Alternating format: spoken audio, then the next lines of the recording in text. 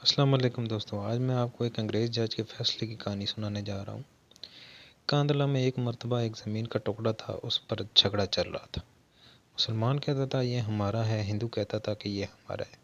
چنانچہ یہ مقدمہ بن گیا، انگریز کی عدالت میں پہنچا۔ جب مقدمہ آگے بڑھا تو مسلمانوں نے اعلان کر دیا کہ یہ زمین کا ٹکڑا مجھے ملا تو میں مسجد بناؤں گا۔ ہندو نے جب یہ سنا تو اس نے ضد میں کہہ دیا کہ یہ ٹکڑا اگر ہمیں ملا تو ہم اس پر مندر بناؤں گا۔ اب بات دو انسانوں کی انفرادی تھی، لیکن اس میں رنگ اجتماعی بن گیا، حتیٰ کہ ادھر مسلمان جمع ہو گئے اور ادھر ہندو اکٹھے ہو گئے، اور مقدمہ ایک خاص نوعیت کا بن گیا۔ اب سارے شہر میں قتل و غارت ہو سکتی تھی، خون خرابہ ہو سکتا تھا، تو لوگ بھی بڑے حیران تھے کہ نتیجہ کیا نکلے گا۔ جج انگریز تھا، وہ بھی پریشان تھا کہ اس میں کوئی صلح صفائی کا پہلو نکلے۔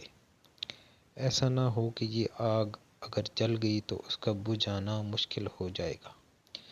جج نے مقدمہ سننے کی بجائے ایک تجویز پیش کی کہ کیا کوئی ایسی صورت ہے کہ آپ لوگ آپس میں بات چیت کے ذریعے مسئلے کا حل نکال لیں۔ تو ہندوؤں نے ایک تجویز پیش کی کہ ہم آپ کو ایک مسلمان کا نام تنہائی میں بتائیں گے، آپ اگلی پیشی پر ان کو بلا لیجئے اور ان سے پوچھ لیجئے، اگر وہ کہیں تو یہ مسلمانوں کی زمین ہے تو ان کو دے دیجئے، اگر وہ کہیں کہ یہ مسلمانوں کی زمین نہیں ہندوؤں کی ہے تو ہمیں دے دیجئے۔ جب جج نے دونوں فریقوں سے پوچھا تو دونوں اس پر راضی ہو گئے۔ مسلمانوں کے دل میں یہ بات تھی کہ مسلمان ہوگا، جو بھی ہوا تو وہ مسجد بنانے کے لیے بات کرے گا۔ چنانچہ انگریز نے فیصلہ دے دیا اور چند دنوں کی تاریخ دے دی کہ اس دن آنا اور میں اس بوڑھے کو بھی بلوا لوں گا۔ اب جب مسلمان باہر نکلے تو بڑی خوشیاں منا رہے تھے، سب کود رہے تھے، نعرے لگا رہے تھے۔ ہندوؤں نے پوچھا اپنے لوگوں سے کہ تم نے کیا کہا؟ انہوں نے کہا کہ ہم نے ایک مسلمان عالم کو حاکم بنا لیا ہے کہ وہ اگلی پیشی پر جو کہے گا اسی پر فیصلہ ہوگا۔ اب ہندوؤں کے دل مرجھا گئے اور مسلمان خوشیوں سے پھولے نہیں سماتے تھے، لیکن انتظار میں تھے کہ اگلی پیشی میں کیا ہوتا ہے۔ چنانچہ ہندوؤں نے مفتی الہی بخش کاندھلوی رحمۃ اللہ علیہ کا نام بتایا کہ جو شاہ عبدالعزیز رحمۃ اللہ علیہ کے شاگردوں میں سے تھے، اور اللہ نے ان کو سچی زندگی عطا فرمائی تھی۔ مسلمانوں نے دیکھا کہ مفتی صاحب تشریف لائے ہیں تو سوچنے لگے کہ مفتی صاحب تو مسجد کی بات ضرور کریں گے۔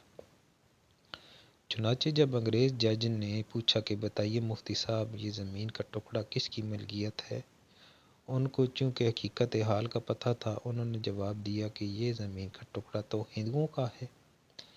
اب جب انہوں نے یہ ہندوؤں کا ہے تو انگریز جج نے اگلی بات پوچھی کہ کیا اب ہندو لوگ اس کے اوپر مندر تعمیر کر سکتے ہیں؟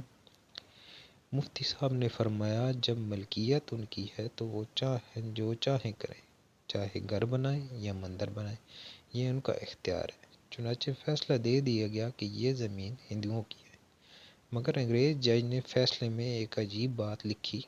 فیصلہ کرنے کے بعد لکھا کہ آج اس مقدمے میں مسلمان ہار گئے مگر اسلام جیت گیا۔